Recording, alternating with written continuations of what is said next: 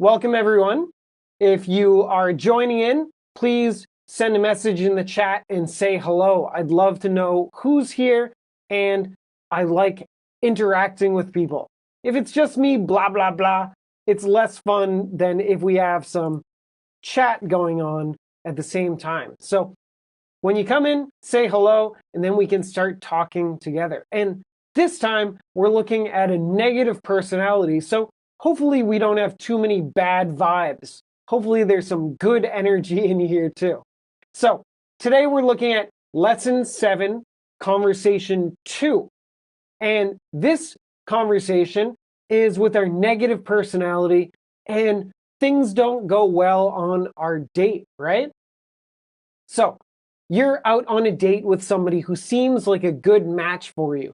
They're smart, they're funny, they're good looking, but then things go wrong. They take a bite of your food, and you just flip out. And your date isn't very happy with your reaction. Your date is like, whoa, whoa, whoa, whoa, whoa, you're out of control. This is too much for me. It's over. So, your heart is broken. Oh no, last week you were too friendly and too positive. Hey, I like everything.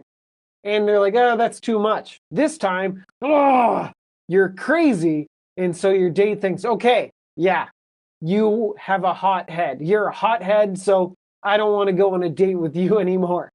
So here we have our situation where things don't go well because you're pissed off about things. And this is in our second stage of grief, right? We're talking about the 5 stages of grief in this lesson. Last lesson, you were too positive. Ha ha ha, everything's great, ha ha. But you were in denial. You didn't want to see what was really going on. So the first stage of grief is to be in denial. You say, oh, this is not happening to me. Everything will be good. Everything will be okay. But when bad things happen, you kind of have to deal with it. It's going to happen. You can't deny it. So the second stage of grief is anger. When people finally realize, actually, this really is happening, then they get angry. I hate the world. Why me? This is not fair. Things like that. So here we have our conversation where your date dumps you and you're really not happy with it. You're in the second stage of grief, anger. And so you start flipping out. Bah! And what do? How do you blow off some steam? Well, you decide to throw things away. Get rid of this. Get rid of that. This reminds me of that person. This reminds me of them. It's over. So go a little bit wild in your bouts of anger. You're flipping out. You're pissed off. And things don't go so well, right? You end up throwing away the wrong thing. And oops, sorry. So let's get into our homework and let's get straight into Lesson 7, Conversation 2, Part 2. So in this lesson, we take a look at some more situations where we put verbs together.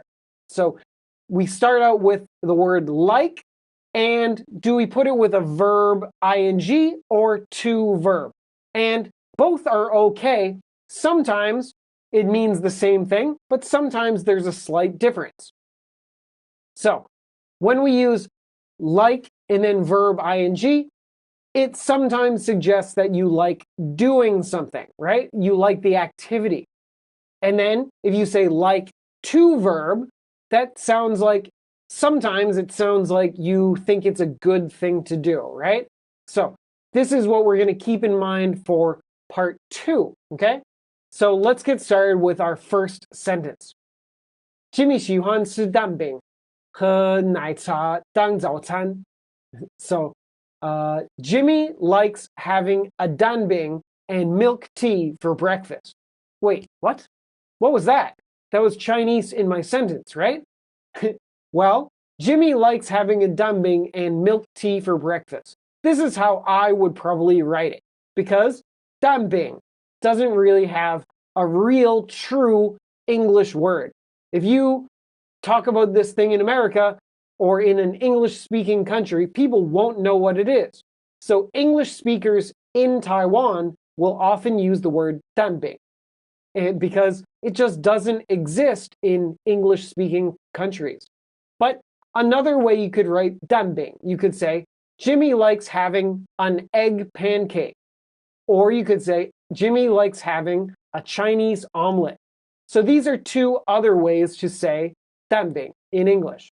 You could just say a 蛋饼, or you could say an egg pancake or a Chinese omelet.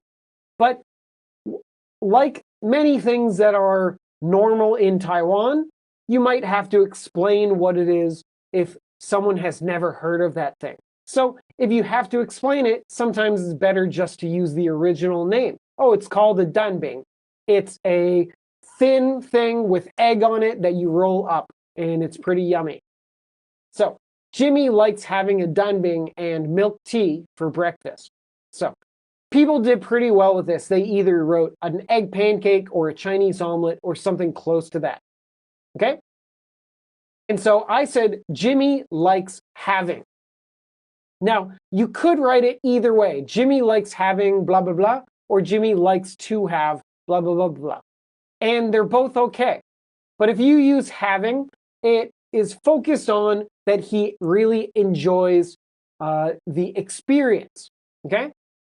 He thinks it's really delicious and yummy, okay?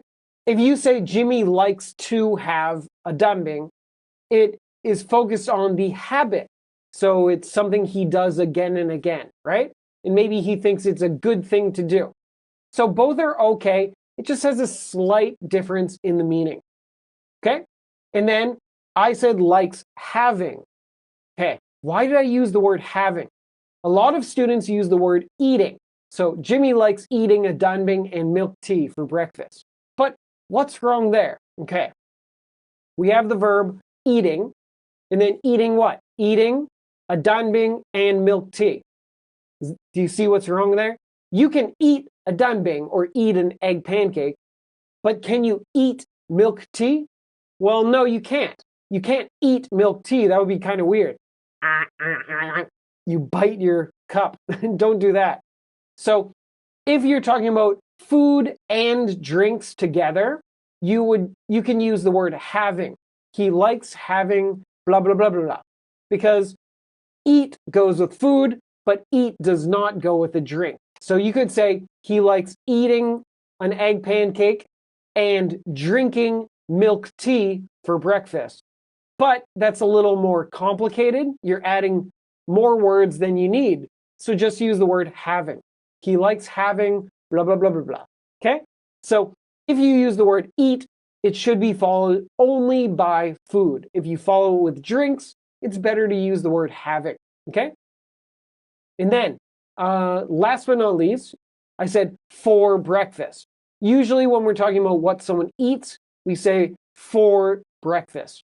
And that's the most common way to say it. You could say as breakfast, but for breakfast is a little bit more common. So that one was not a big deal, not too hard, but danbing is an interesting one. There are a few words that are foods that are common in Taiwan that just you don't see very often in English-speaking countries. So sometimes you might just use the Chinese word to talk about it. Well, what's the English for 小笼包? Do you know? Well, the English for 小笼包 is 小笼包. Really? So you can write it out with letters. Xiaolongbao, 小笼包. And if you go to California, you might see restaurants that say, hey, we sell 小笼包. What about food like 挂包 in Taiwan? Well, in America, 挂包 is just 挂包. Guabao. And so you could give it another name, but sometimes it's better to just say, this is the name, and I'll explain what it is. Okay? So dumping is the same kind of thing. Okay. Now, next up is Katie 享受诞生，她不介意一个人过圣诞节。oh, Katie, she's an independent woman. She's not worried about anything. So Katie enjoys being single, and she doesn't mind celebrating Christmas by herself. So she's happy to be single. So Katie enjoys being single. Okay? The word enjoys is usually followed by verb ing. So we learned in our lesson that likes can be followed by verb ing or to verb, but enjoys is usually followed by verb ing. So Katie enjoys being single. Okay? And then the second part, she doesn't mind celebrating Christmas by herself. So we learned that the phrase don't mind or doesn't mind is usually followed by verb ing also. So I used celebrating, okay? The first part, Katie enjoys being single. So I think the best verb to use here is just being, talking about what she's like, what her life is like. We learned that a long time ago. She enjoys being single. Now, a few people wrote that Katie enjoys her single life. And that's okay. Or you could say the single life, or like the life of being single. But I think it's more direct and easy to say Katie enjoys being single. It's describing what her life is like, okay? And then the second part, we said, and she doesn't mind celebrating Christmas by herself. So in Chinese, you use the word 过. But in English, we don't have a word that's exactly the same as that. So I think it's good to use, for a holiday, it's good to use the word celebrate. We celebrate a holiday. So she doesn't mind celebrating Christmas by herself, okay? You could also use the verb spending. She doesn't mind spending Christmas by herself. That would be okay. That would be focused on spending the time, okay? And you should use the word Christmas by itself. So celebrating Christmas. So a few people wrote celebrating the Christmas, but Christmas is the name of one holiday. You don't need the word the, okay? And then somebody said she doesn't mind celebrating Christmas holidays by herself. That would be okay, but that means focusing on every Christmas. She doesn't mind celebrating Christmas holidays by herself. So if that's an S, you're talking about every year instead of maybe just this year. Okay? Okay. And then last but not least, I use the words by herself.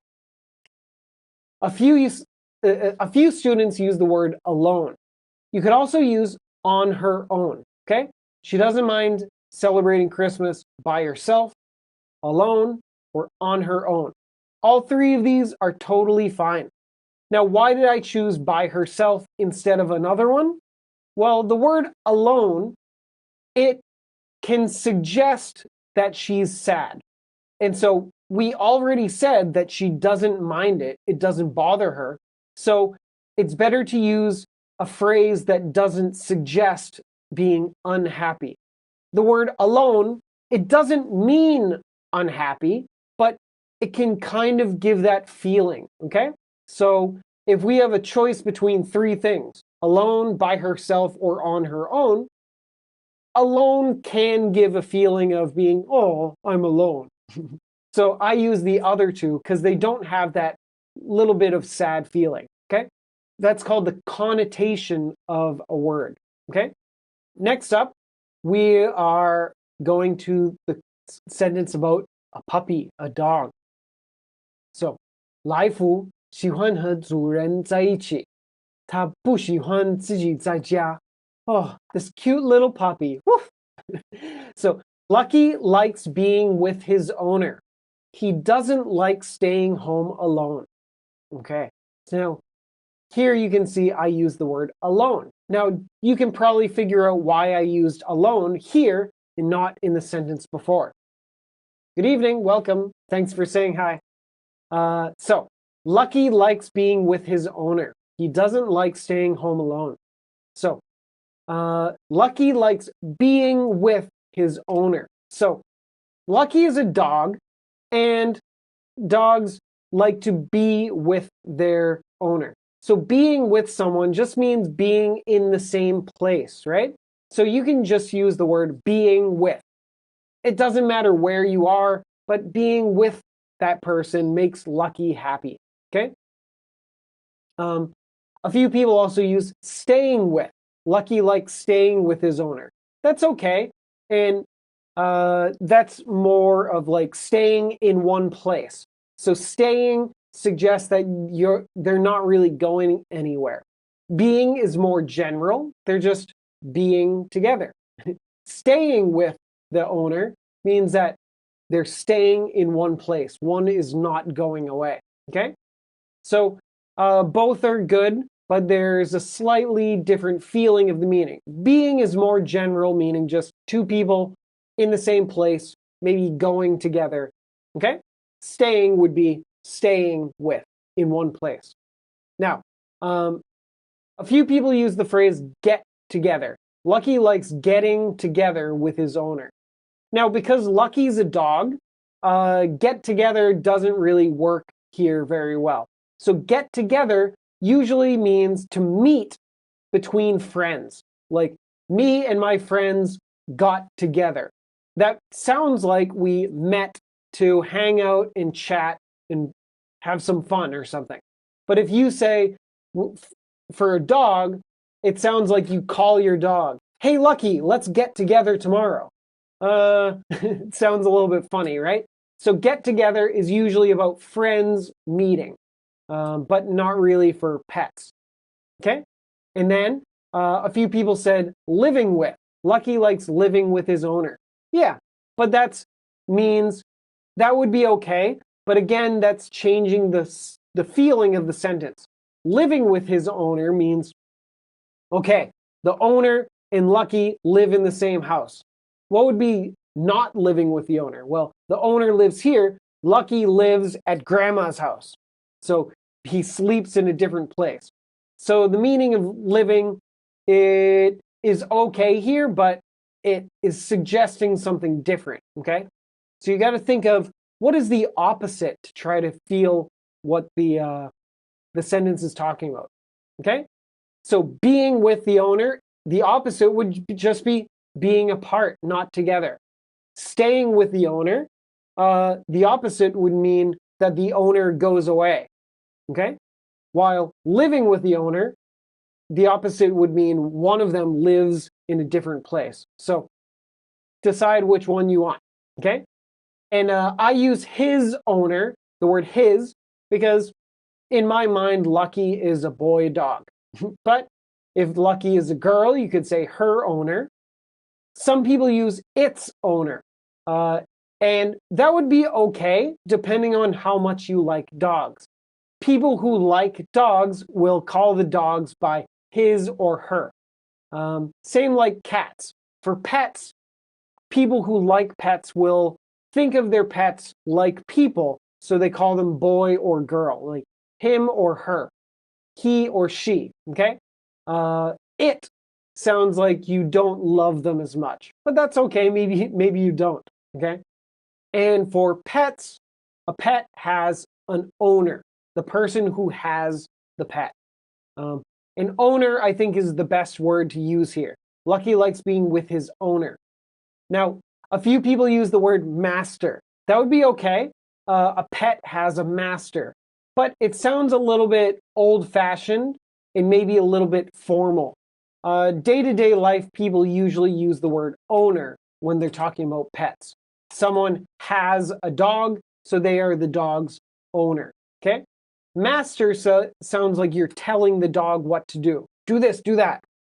And so that's okay, but it sounds a little bit formal, maybe a little bit old-fashioned. Now, a few people use the word host. So in Chinese, 主人 can translate to host. But when we're talking about pets, we don't use the word host. Host is the person who is holding a party or something. So, or maybe the host at a restaurant. Someone who is like showing people where to go, people what to do. They're welcoming people. That's the host. But you wouldn't use that for pets, okay? And then next, he doesn't like staying home alone. So you could also say he doesn't like being home alone, and that's okay. And then last but not least, I used alone because it suggests there might be some sadness there. The dog will be sad. You could also say he doesn't like being by himself or on his own. Excuse me, geez. He doesn't like staying home alone or by himself or on his own. But alone kind of suggests some sadness, so I use that word. Okay. Next up, 我热爱收集公仔。你想要跟我一起玩扭蛋吗？ Woohoo! Woohoo! Look what I got! Hey, hey! So maybe this is you, maybe this is me. So I would say, I love collecting figurines. Would you like to try a capsule machine with me? Ooh. Or another way to say capsule machine, you could say, would you like to try a gashapon machine with me? Now, gashapon machine is the real name for those things, but not many people know that. So capsule machine is a little more common.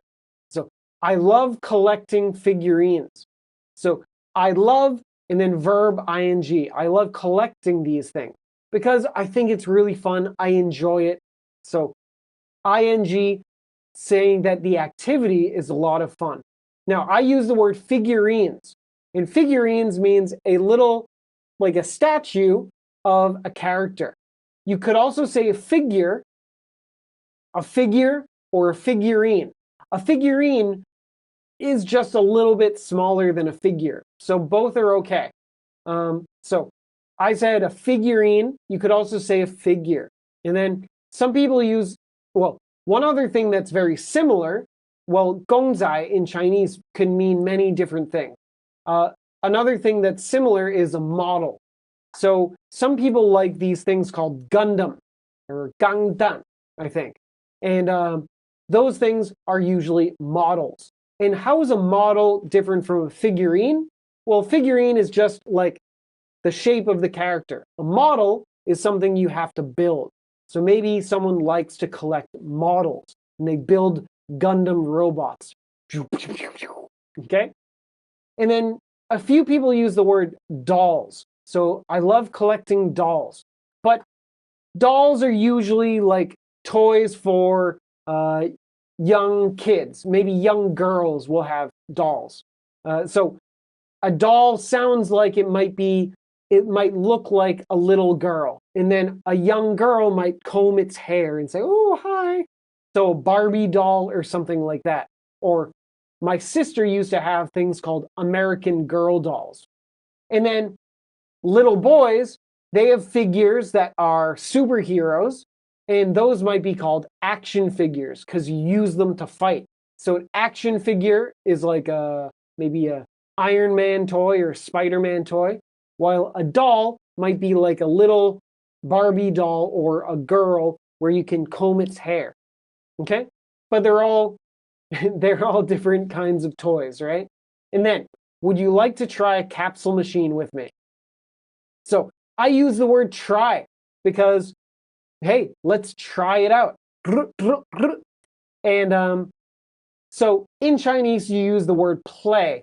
But in English, we wouldn't say play a capsule machine because you don't really play anything. You just turn the crank. So that's not playing. Playing is usually for a game or something like that. So we'd say try a capsule machine. Okay? So I say try the machine. A few of you use the word buy or get. And you could use buy if you say capsule toy. Buy a capsule toy or get a capsule toy. A capsule toy means these little things that are inside the machine, right? Do you want to buy a capsule machine? Sorry. Do you want to buy a capsule toy or get a capsule toy? Don't buy the capsule machine. That's too expensive, okay? And then, like I said before, capsule machine is that machine, but the real name for it is gashapon. What the heck is that? Well, gashapon comes from Japanese. Why do they call it gashapon? Well, when you play with a capsule machine, what does it do? When you turn the crank, it goes gasha, gasha, gasha. And then when the toy falls down, it goes pon. So gasha, pon. That's how you get the name of capsule machines. Kind of ridiculous, right? Japanese is a fun language. Maybe we should learn it together too. So, would you like to try a gashapon machine with me? Gashapon. What'd you get? Okay. Next up, let's move on to, where are we? Lesson 7, Conversation 2, Part 3. Okay? So, here we're talking about some other phrases with like, and then verb ing, and then also some phrases about being negative about things. That's stupid. So these are things where you're putting verbs together. And the second verb is usually ing in these ones, right? Okay, so our first sentence is 你应该事前考虑清楚，事后再后悔有什么用呢? Yeah, what's the point? What are you doing? So, I translate this in English as, you should think things through before doing anything. What's the point of feeling regret afterwards? So, you should think things through before doing anything. So, to think things through means think carefully, take your time, step by step. Think things through. You have many things to think about. You should be careful and go step by step. Think things through. It's a little bit tricky to say. 3 THs in a row. Think things through. You should think things through before doing anything. Can you say that 5 times fast? Okay. So, I used think things through, meaning carefully think about things. Well, what could you also say? You could also say think carefully. Okay? That's great too. You should think carefully and take your time, be careful. Now, can you say think clearly? You should think clearly before doing anything. Yeah, that's okay, but that's more focused on your mind. And are you thinking clearly, or are you all going crazy? Or are you being are you thinking clearly, or are you letting emotions make you decide too fast or something like that? So you could use think clearly also. And then I saw a few people use the verb consider. So we've talked about this before, but consider means think about something, but we don't really use it to mean think carefully about something. Consider means like, okay, think about this for a moment, for a short time. But if we want to make a decision, we don't really, well, consider it carefully. We don't use consider when we think about one thing for a long time. You could consider many things, but you think of each one for a shorter time. Okay, we can look up the word consider and talk about it more in the future. But I think is better to use in this situation when we're thinking carefully about what to do. Okay? And then I use the phrase before doing anything. So I don't want to do anything, or I don't want you to do anything until you think things through. Okay? So before you do anything, before doing anything. Okay. You could also use the phrase in advance. So in advance means before you start, before you do anything. Advance is good too. In advance. And then I also saw a few people use the phrase previously. But previously is talking about something before, like in the past. But we're talking about before something in the future. So if we're talking about the future, it's better to use before that. Using the word previously is usually talking about in the past, okay? And then I said before doing anything. I also saw someone say before making decisions. That's great. You should think things through before making decisions, or you should think carefully before making decisions. Great. Yeah, don't choose something, don't decide until you've thought about it for a long time. Okay. And then the second part, I wrote it as a question. What's the point of feeling regret afterwards? So this is not expecting an answer, of course, right? You're not thinking that the person will answer you. So you say, what's the point of feeling regret afterwards? So what's the point of is usually followed by verb ing. And so here we use feeling regret. What's the point of feeling regret? Regret is a feeling, it's an emotion. So feeling regret. A few people use the word regretting. What's the point of regretting afterwards? But regret as a verb usually needs something. It needs an object. You regret something. You regret it. I regret doing that. Something like that. So in this sentence, we don't really know exactly what we're talking about. So using the word regret as a verb is a little bit tricky because we don't have an object. Regret something. But what is that something? I don't know. So it's easier if you use regret as a noun. What's the point of feeling regret afterwards? Okay? And afterwards just means after you do that thing, right? So think before you act because it's stupid to feel regret later, okay? Gotta think carefully, okay? Think things through, yeah. So try to say that really fast. Think things through. Okay. Next up, 我不喜欢你一直跟我借钱，而且从来没还过。Oh, wow, your friend is out of control. I don't like you borrowing money all the time. Also, you've never paid me back. Oh, terrible. So if we have I don't like and then a person and then a verb, that verb is usually with ing. I don't like you borrowing money all the time. This is something that keeps on happening and I don't like it. I don't enjoy it. It makes me feel bad. So I don't like you borrowing money all the time. Okay? So even though it's the word you doesn't change the word borrow. Borrow is borrowing with ing. Okay? And one thing that many of you did is use the word keep. I don't like you keeping borrowing money all the time. Or I don't like you keeping to borrow money all the time. Things like that.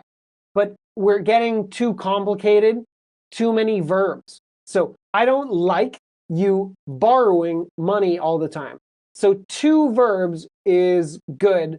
But if you add the word keep or keeping, then we get to I don't like you keeping borrowing money. In three verbs, it's starting to get confusing, getting too complicated. So instead of using keeping, let's change it and use a time phrase or something to tell how often it's happening. So I don't like you borrowing money all the time. So if someone keeps borrowing money, it's the same as saying borrowing money all the time. So sometimes you don't want to use too many verbs. It gets too noisy. I don't like you keeping blah, blah, blah, blah. But I don't like you borrowing money. And then we use how often? All the time. Okay? So we don't want too many verbs in our sentences. It gets too much.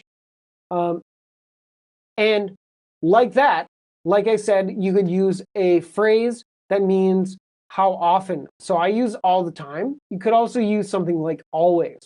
I don't like you always borrowing money. Okay? So something like always or all the time or so often. I don't like you borrowing money so often or something like that. Okay? To show the frequency, how often it happens.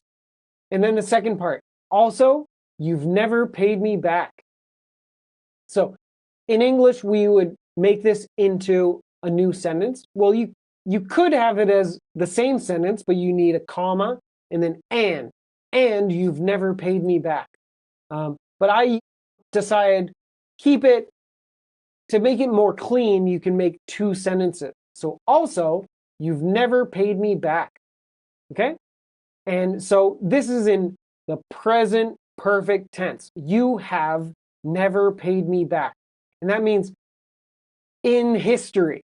So we use the present perfect to mean in my life, in our friendship. You have never paid me back. You've never paid me back.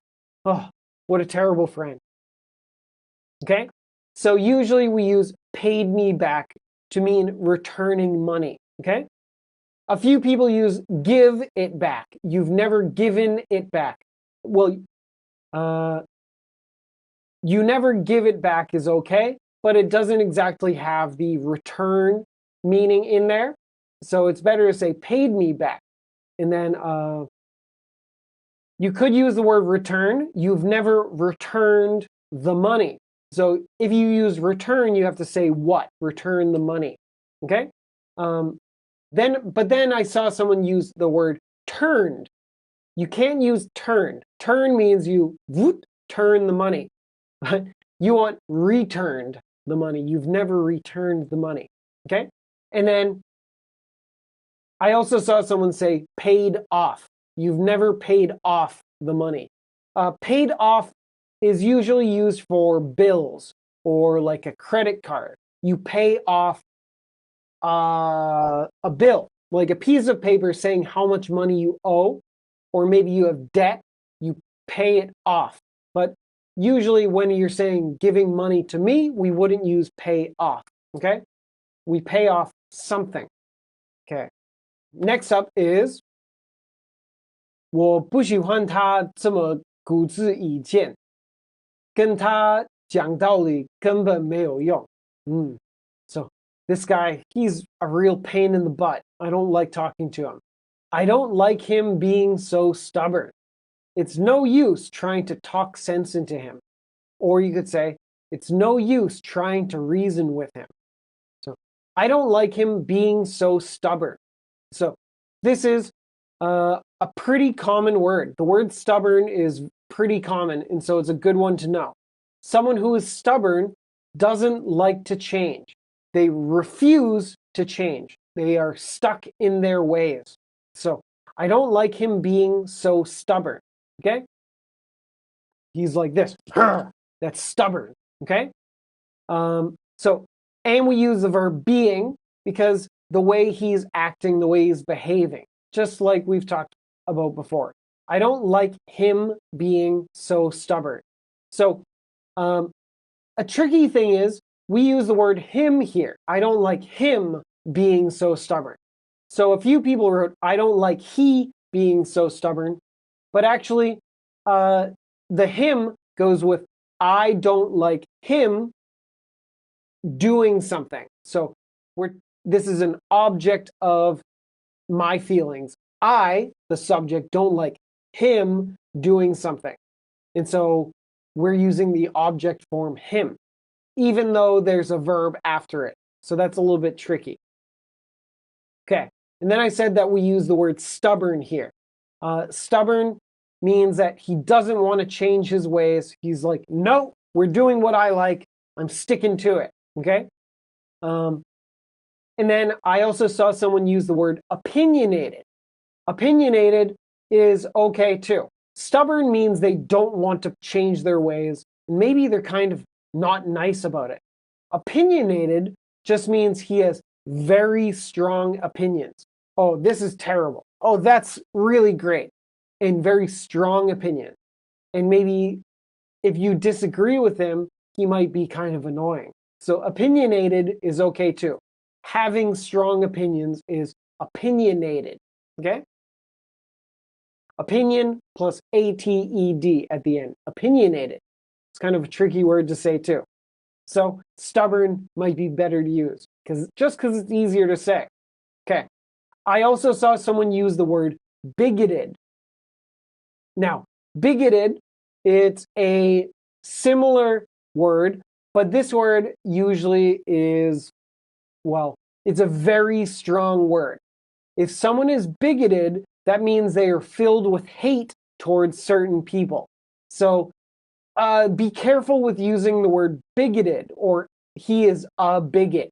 If someone is a bigot, you're saying that they treat other people really, really badly. Maybe they're racist or sexist or something like that. So be careful using the word bigoted.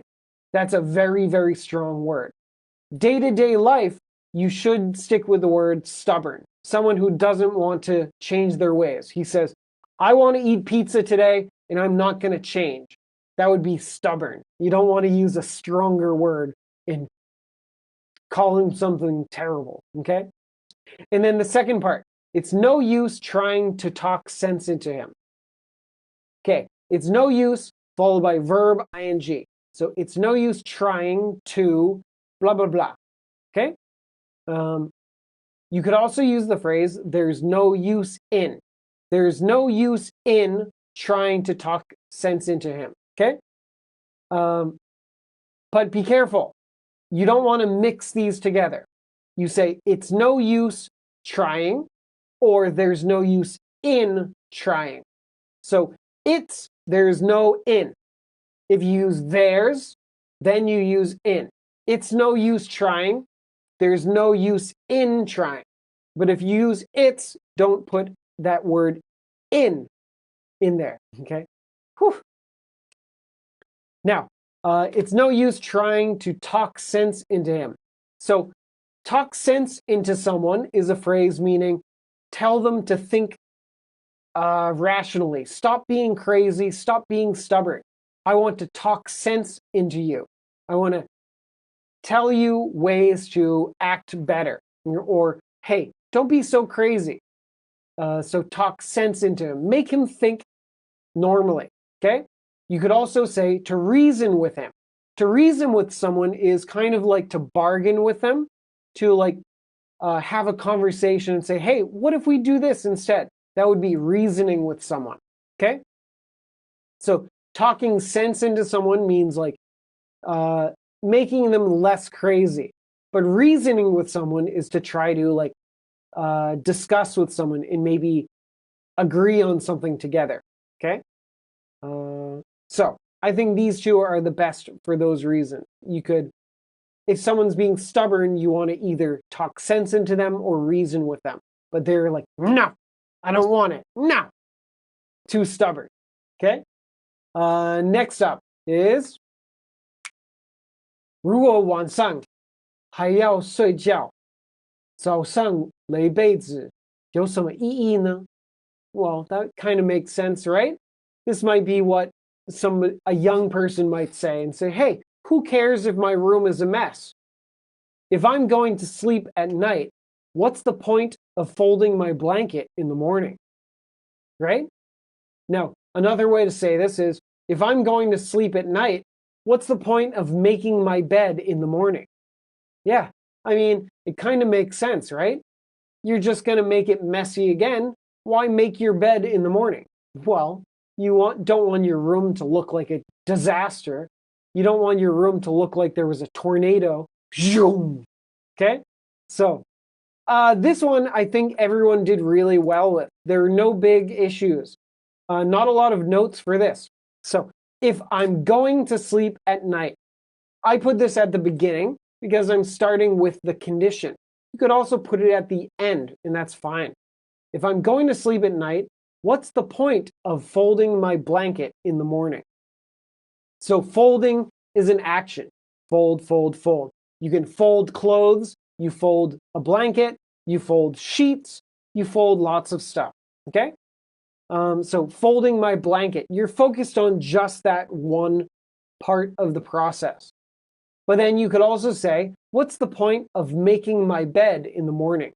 So making your bed is you're making your bed look neat. It could be flattening your sheets, fixing your pillows, folding your blanket, moving things around. So making my bed has more steps. So it depends what you're trying to say. Folding my blanket or making my bed. Both are okay. Now, I use the word blanket. Some of you use the word quilt. Quilt is not wrong. That's okay. But a quilt sounds like someone made it by hand. It's more fancy and it's really warm, okay? So quilt is a kind of blanket. So you can Google the word quilt and see some examples of what a quilt is. Okay? So, next up, 你都还没开始做，现在就烦恼失败，没有意义。Yeah. What are you doing? Don't worry if you haven't started to do anything. So, you haven't even started doing anything. There's no use in worrying about failure now, right?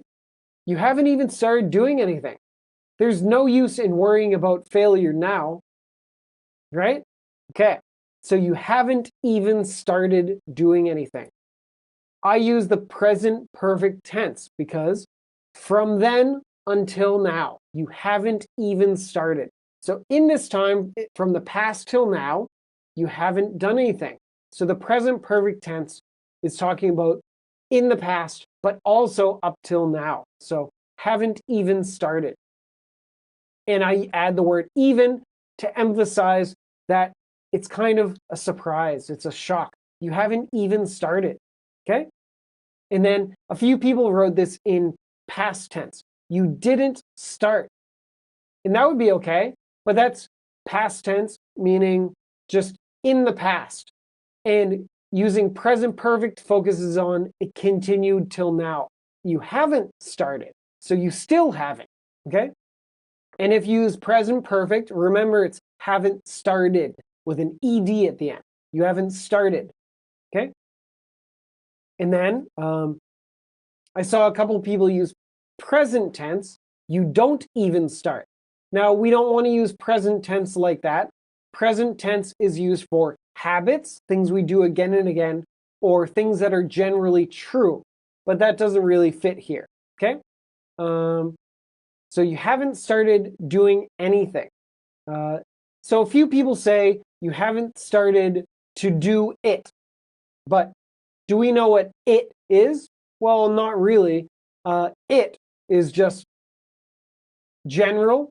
And so because we don't know what it is, you can use the word anything, and that's a little bit better because you haven't done anything. There's nothing that started, okay? In the second part, I said there's no use in worrying about failure now. So that's no big problems there. There's no point in, or there's no use in, and then verb ing, okay? And then a few people wrote, it's not worth.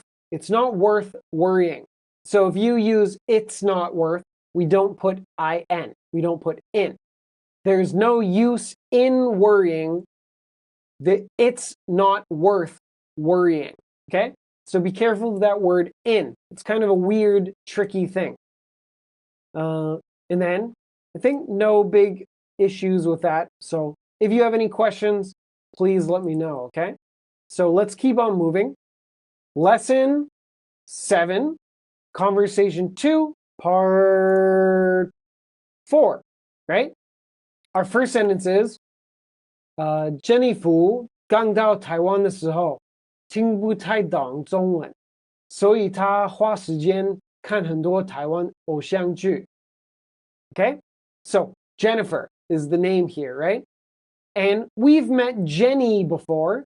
Jenny is a nickname for Jennifer. So maybe this is the same person. I don't know. So when Jennifer first arrived in Taiwan, she couldn't really understand Chinese. Because of this, she spent time watching a lot of Taiwanese dramas. Okay?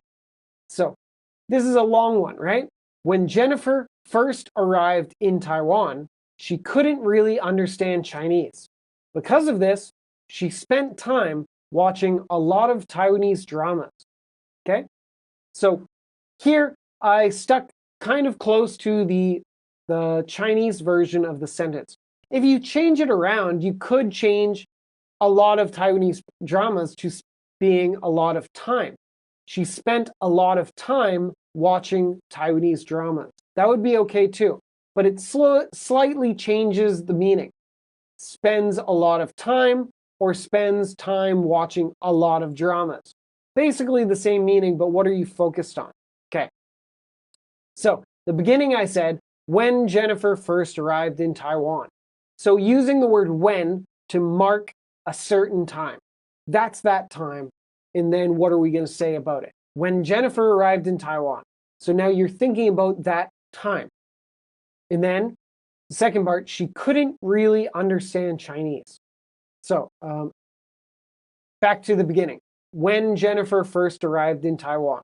So it's when, it's one time, so we use past tense.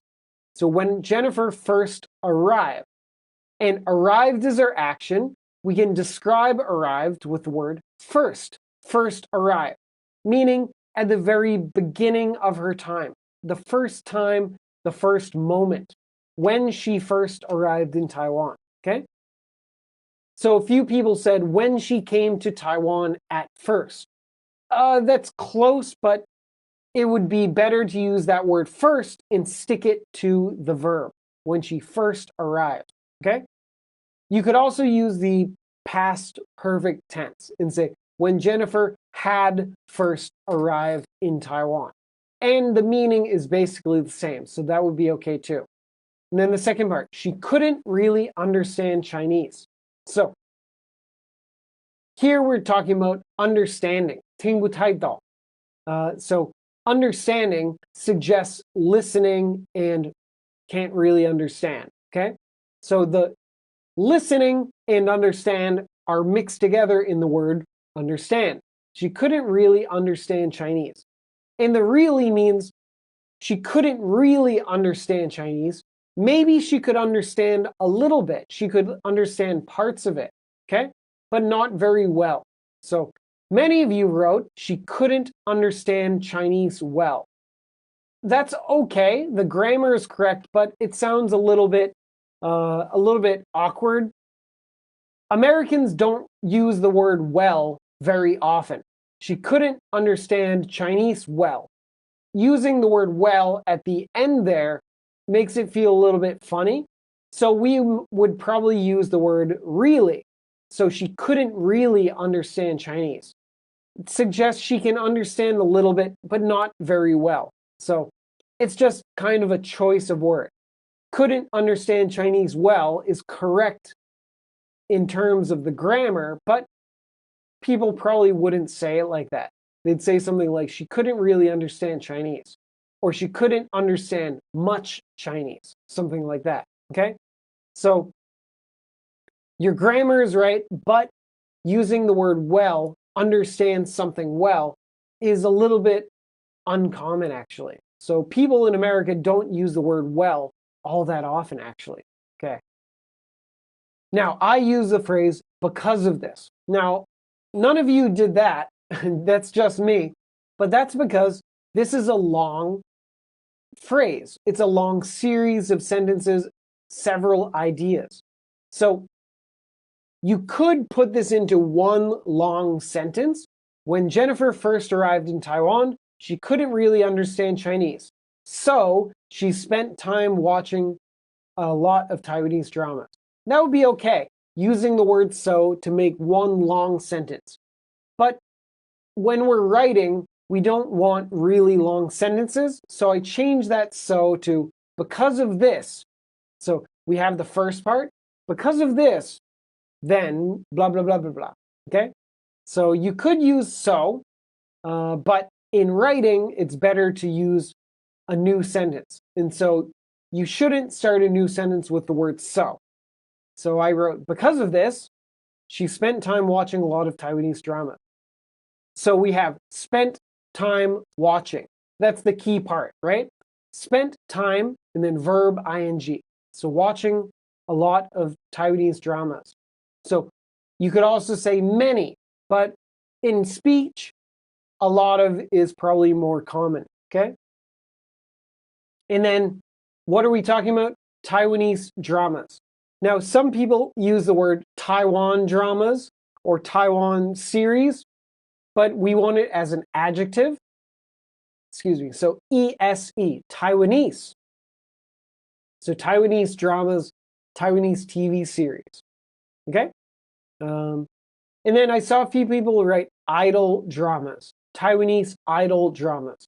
Now in Chinese, you write Taiwan 偶像剧. But in English, we don't really use the phrase idol dramas. If you used that, somebody might get confused. What is an idol drama? So it's better to just say drama, okay? Idol is someone that you think, oh, wow, but we don't really use that very often in English, okay? And then I also saw people use the word soap operas.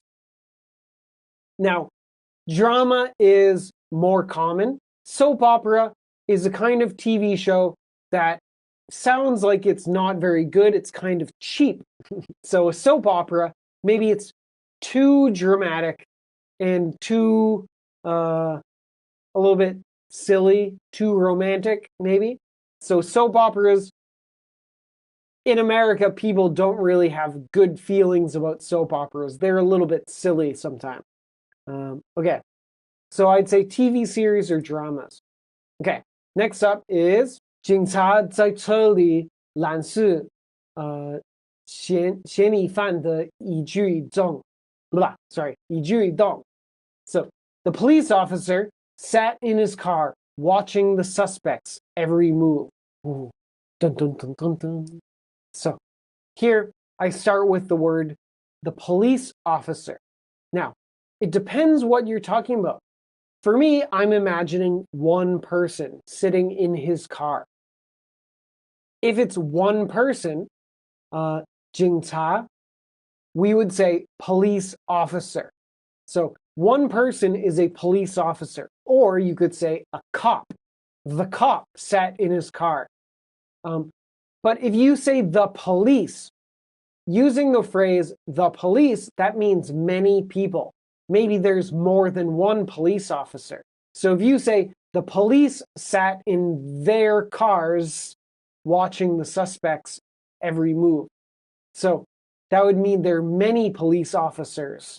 So that's a very tricky thing that many people often will make that mistake, saying that guy is a police. You can't say that. You'd say that guy is a police officer. Or you could say he's a cop, C-O-P, okay? And then the police officer sat in his car watching the suspect's every move. So I use the word watch. Just in general, watching. And I'm watching him as he does stuff. So watching means you put your eyes on something and watch it move. So watching is totally fine here. Now, a few people use the word monitoring. The police officer sat in his car monitoring the suspect's every move. Now, why monitoring is fine and that's okay here, but why would we maybe use watch instead? Well, I think you noticed. The police officer sat in his car monitoring the suspect. It's really hard to say. Monitoring. So just say watching, monitoring. It's hard to say even for me. Okay? So sometimes word choice just comes down to which word is more comfortable to say. Okay? I also saw someone say, I saw he sat in his car keeping a close watch on the suspect. That's pretty good. Now, you could change it a little bit and make it a little bit better and say, keeping a close eye on the suspect's every move. So keeping a close eye on someone means watching them carefully. So that's a good phrase. So next, the suspect. I think everyone got the word suspect. A suspect is someone you suspect or you think did something bad, right? Okay. And so I said his every move. Maybe he goes here, there, there. And that's okay.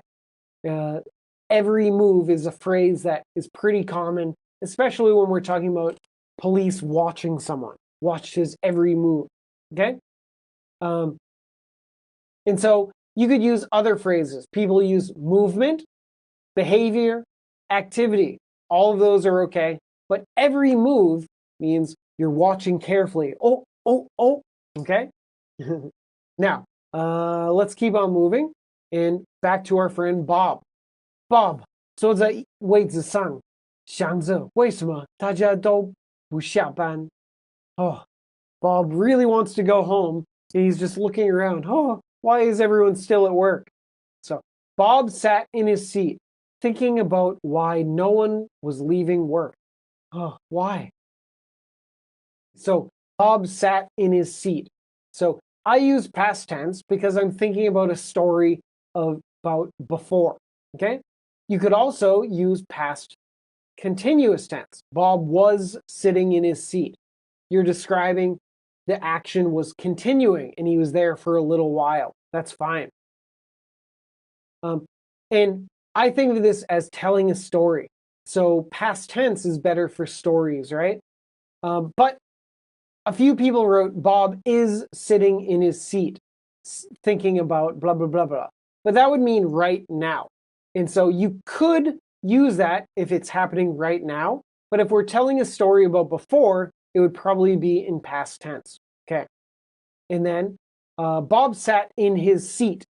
So seat is generally where he's sitting. Sit, seat. Okay. A few people use his chair. And that's totally fine. Bob sat in his chair, blah, blah, blah, blah, blah. But chair is specifically what he's sitting in. Seat is more general. It could be a seat. It could be a stool. It could be whatever he's sitting on. Okay? So both are okay. And then the last part, thinking about why no one was leaving work. Okay. I used why no one was leaving work.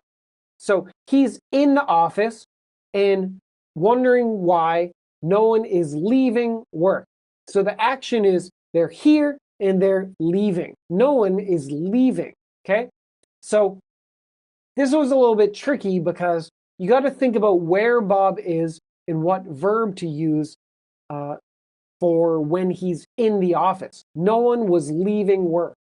The opposite, you could say, he was wondering why everyone was staying in the office. So that would be another thing. They're staying in the office. So focus on the action that they're doing. Why? Why do we need to think about the action, leaving or staying? Well, because in English, we don't really have a verb for 下班 that would work here. Many of you use the phrase get off work. But when we're in the office and it's not happening, we wouldn't say people are getting off work. Usually you'd say get off work when you are outside of the office and people are coming out. Oh, they are getting off work. They're leaving their work. Okay? So it's hard to explain.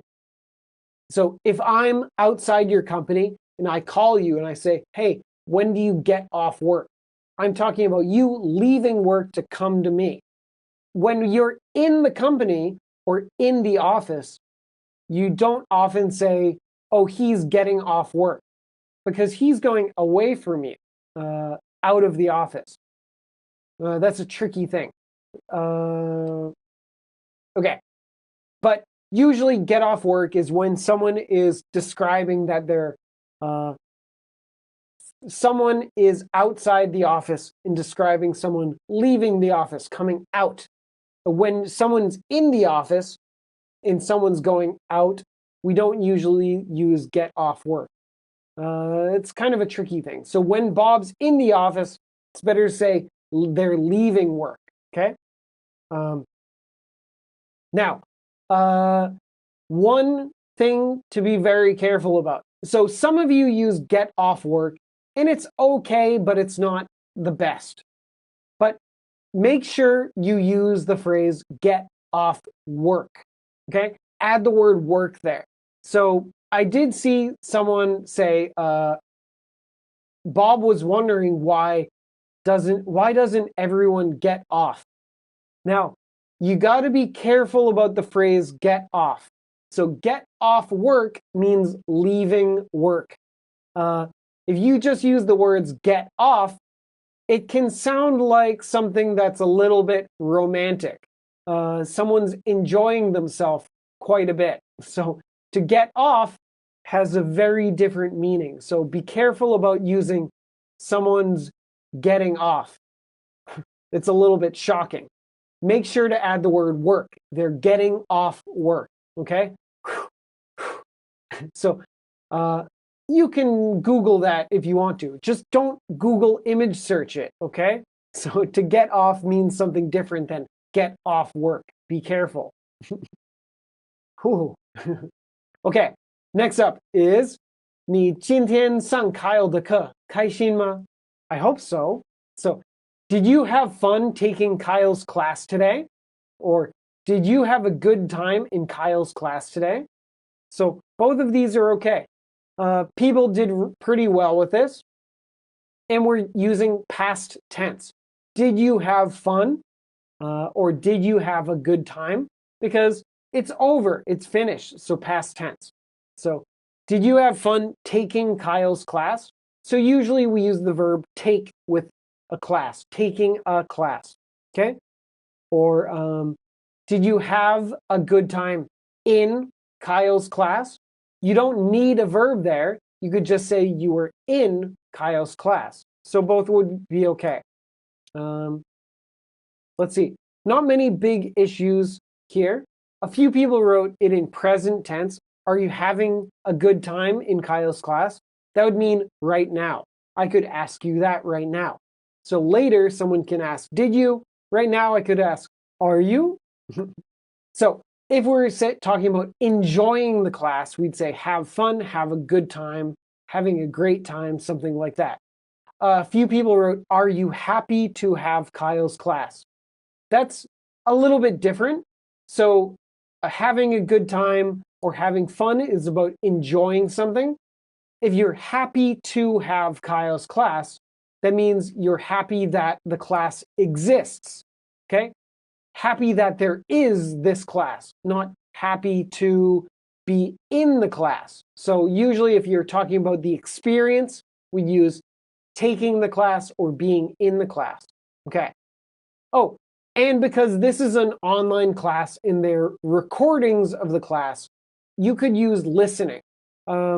So that would be okay too. You could say listening to Kyle's class. If you're focused on a audio class, like our class, which has a recording. But if you're in a class, usually we say taking a class or having a class or being in class, okay?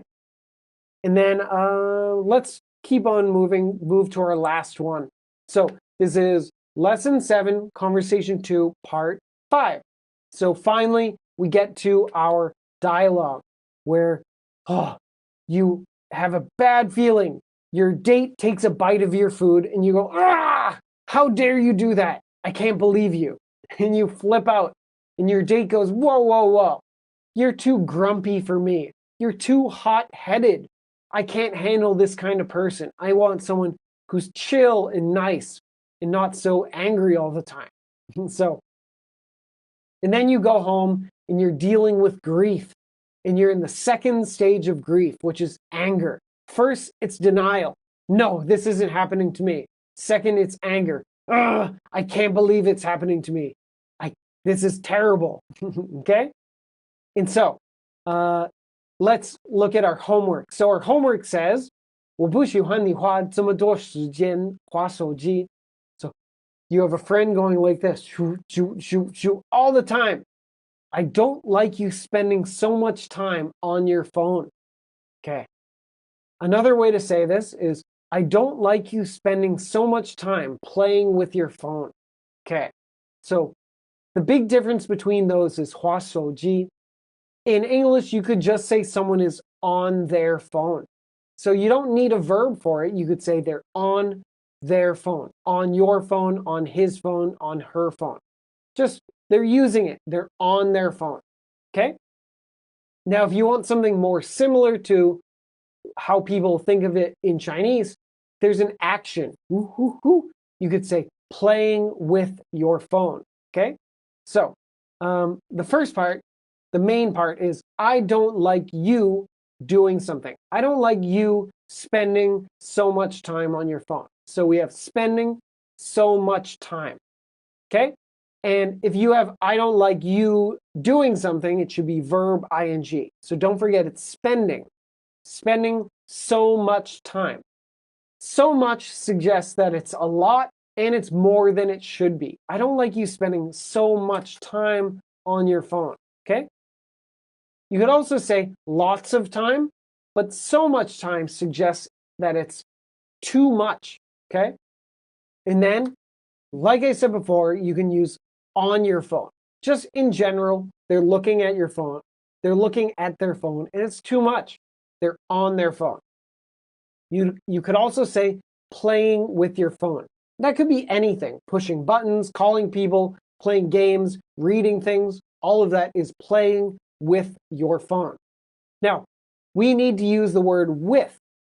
Some people used playing your phone. You don't play a phone. The word play, when we put it right next to another word, that other word has to be a game. Play a game. Play baseball. Play something, okay? Usually it's a game. A phone is not a game, so you don't play your phone, you play with your phone. So play with something suggests that it's like a toy. You play with your phone. Toot, toot, toot. Your phone is kind of like a toy, right? Okay. Now, a few people use the word browse. I don't like you spending so much time browsing your cell phone. Browse means you're like looking through stuff. We don't often use that for this situation. You browse something means you're casually looking through it. But here, browse is not the main verb we use. And then a few people said scrolling your phone. Scrolling is this action. And we do use the word scrolling for scrolling through like social media or something. But if you're using your phone in general, we'd say playing with your phone. Scrolling, you don't scroll your phone, you scroll through Twitter or scroll through Instagram. So scroll is usually connected to the app. You're going to, or scrolling through the news. Now, a new phrase or a new word that came out this year, or people started using this year, is doom scrolling. Doom scrolling means always looking at bad news. So people, oh, bad news, they're doom scrolling. So I don't like you doom scrolling all the time. Oh, everything's bad. So that could be something else you say. But I don't like you spending so much time on your phone. You can just use on your phone to mean they're on it. Okay? So next up is 如果手机比我还有趣，我们在一起有什么意义？ Oh my gosh, you love your phone more than me. So if your phone is more interesting than me, what's the point of us being together? Maybe this is the end of the relationship. So if your phone is more interesting than me, so your phone, you're always looking at it, so it must be more interesting than I am. Interesting meaning it makes you want to look at it. You don't care about talking to me, you want to look at your phone. So interesting is the best word here. But another word, you could use other phrases too, but it just slightly changes the meaning. If your phone is more important than me, you care about your phone more than me, you love it more. You could say that too. Or you could say, if your phone is more fun than me, oh, you think I'm boring. You think your phone's fun. How dare you? So all three would be okay. More interesting, more important, more fun. But closer to the Chinese is more interesting, okay?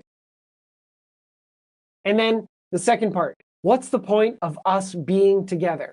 So what's the point? It's like, why are we doing this? And then the phrase being together. What's the point of us being together? So that means we're dating, we're a couple, and maybe this is leading to a breakup. So being together suggests that we're talking about romance and they're a couple, boyfriend, girlfriend. What's the point of us being together? Maybe we should just break up if you love your phone more than me, okay? So a few people thought of this in a different way. I thought of it as a couple being in a relationship, being together like boyfriend, girlfriend. But A few of you thought of it more as friends spending time together. So if your phone is more interesting than me, what's the point of us getting together? Now, getting together is not about a relationship. It's not boyfriend, girlfriend. Getting together is talking about meeting as friends. Getting together, maybe you meet your friend for coffee. It's like, hey, what's the point of us getting together if you're going to look at your phone? So getting together means meeting up as friends to chat and hang out, okay? Now, you could also say, what's the point of us spending time together? Now, that's, again, similar to getting together, meaning you're meeting your friend and you're spending time together, but your friend is always looking at their phone. So being together suggests that you're in a relationship and maybe you'll have to break up. But getting together or spending together suggests they're just friends and maybe one person is just saying, forget it, I'll go home, okay? Another good way of writing the question part, somebody wrote, what does that mean to us? Now, very close to being very good. You could say, what does it mean for us? So if these people are a couple and they don't understand their future, oh my gosh, what does it mean for us? So that means our future might be over. Maybe we have to break up. What does it mean for us as a couple? Okay, so that's another way to think of this sentence. Okay, and then last but not least, 你脾气这么差，我害怕说什么话惹你不开心。Oh my God! So you're so hot-headed. I'm afraid that anything I say will make you angry. So you're having more problems in your friendship or your relationship.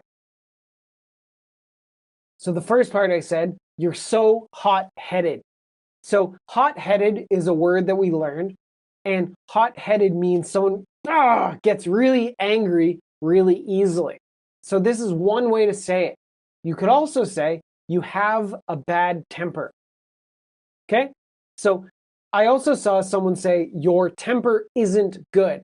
But usually with temper, we say someone has a bad temper, okay? So use the word have with temper. You have a bad temper. So you could say you don't have a good temper, but usually if we're thinking about them getting angry, we focus on bad. You have a bad temper. That means they get angry really easily, okay? Or you could also say you're a hothead. So similar to you are so hot-headed, you could call someone a hothead. It's a little bit less common than hot-headed, but that's okay too. I also saw people use grumpy. You're so grumpy.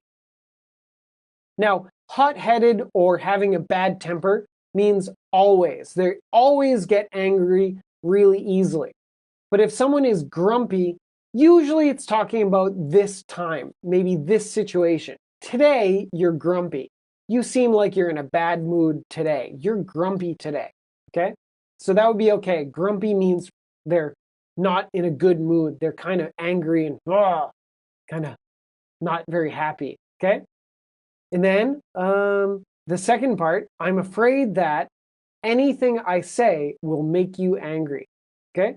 So I said anything I say, meaning I could say this, I could say that. Anything I say could make you angry, okay? So I'd say I use the word anything, meaning even if I say something nice, you'll still get angry.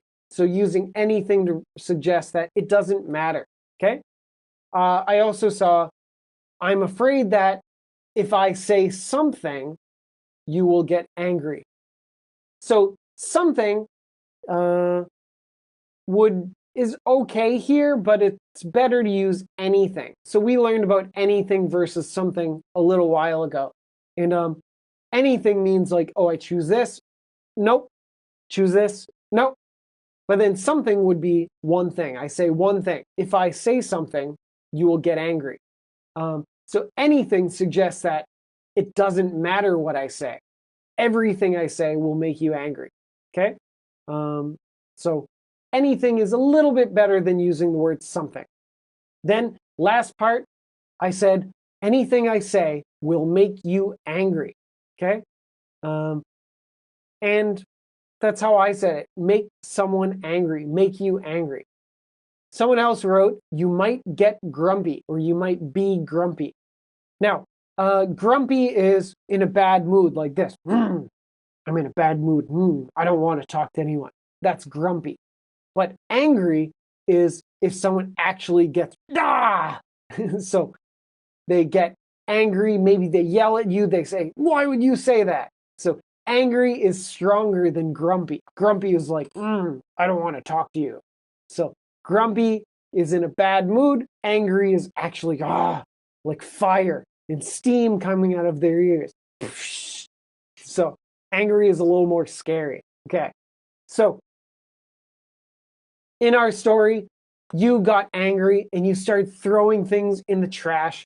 And then, oops, oh my gosh, your friend throws your laptop out the window. Oh my God. Maybe being hot-headed and grumpy and angry is not the answer, right? Maybe your date was right for ending the relationship. So this is the end of our homework. So in our dialogue, this time we dealt with the second stage of grief, which was getting angry about things. First, denial. No, not me. Second, anger. Urgh, I hate it. In our next section, we will have dialogue 3 with our flat personality, with no feelings, whatever. And so what stage of grief will that be? So denial, anger. Number 3 is bargaining. Bargaining means you try to change yourself to fix things. Oh, maybe if I'll do this, then things will get better. Oh, maybe if I change this, things will get better. But will that work? Usually not. Even if you try to change things or do something different, you can't change the past, right? So next we'll deal with bargaining, and we'll also deal with stage 4. Stage 4 of grief is depression. So after you try bargaining, oh, I'll do this, I'll be different, I'll change things. And then you realize, oh no, it didn't work. And then you get sad, depression. So in our next conversation, we'll deal with the 3rd and 4th stages of grief, bargaining and depression. And hopefully, even though they're kind of sad topics, we can have some fun with our dialogue and see what happens and how things go, okay? So if you have any other questions, feel free to leave one in the chat. And I will stick around for a little bit. If any of you are free and would like to chat, you can send a message to Kyle Moai. I'll put it in the chat. If no one sends me a message, I will try to come out and find someone from the chat who I haven't talked to in a little while. So hopefully that's you. So if you want to chat with me tonight, send me a message first and you'll get first pick. But if not, I might come to find you. So thank you for joining today. I had fun with this dialogue. These stories about the 5 stages of grief, this is actually a pretty common concept in America. And so when people are talking about things like bad things that happen, whether or not it's serious or not, people will talk about the 5 stages of grief. And so it's a good thing to know. You can understand a little bit of culture and have some silly stories along the way, okay? So next time we'll take a look at Lesson 7, Conversation 3. So I'll meet you here at 9:30 next Thursday. So thanks for joining, everybody. If you have any more questions, feel free to send them along. I'll try to get back to you as soon as I can. If I miss your questions, please send me a ping, let me know, and I'll get back to you later. So thanks for joining. Have a great night, and I'll see you next week.